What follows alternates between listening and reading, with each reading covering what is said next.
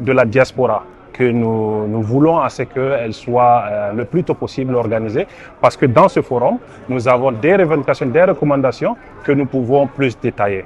Donc, les assises nationales ont créé un cadre de dialogue et d'échange entre tous les fils et les fils du Niger.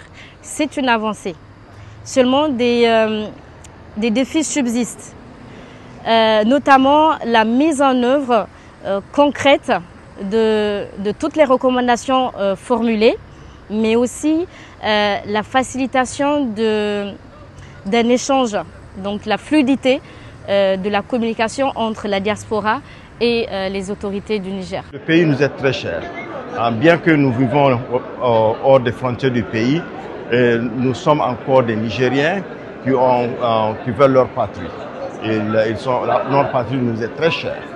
C'est pour la raison pour laquelle nous jugeons que, même pas ces assises, mais tout le développement socio-économique de notre pays, ils doivent tenir compte de la diaspora. On a vraiment une valeur ajoutée dans tout ce que nous voulons faire dans notre pays, dans le cas du développement socio-économique de notre pays.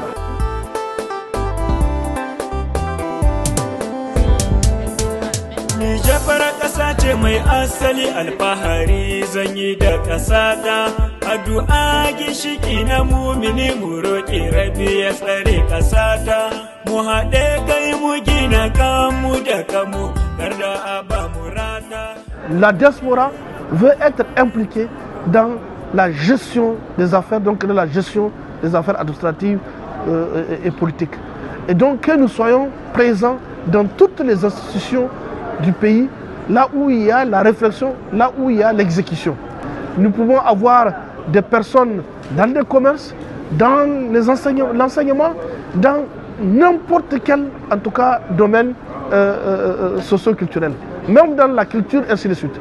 Donc on peut avoir des personnes qui ont acquis des expériences en Europe et qui peuvent venir apporter en tout cas leur contribution au pays. La diaspora constitue vraiment un atout pour le secteur privé de ce pays. Et la diaspora, tout pays qui veut se construire, à l'égard à l'exemple de la Turquie s'est construite, ou la Chine, par les investissements de sa diaspora. Donc c'est pourquoi nous disons assez que la diaspora nigérienne, elle doit être prise en compte dans les mesures que le gouvernement va prendre les prochains jours et les prochaines années. Il faut toujours impliquer la diaspora et proposer des projets d'investissement pour la diaspora, pour que la diaspora, nos investissements soient un peu mieux encadrés et aussi nous accompagner dans nos investissements.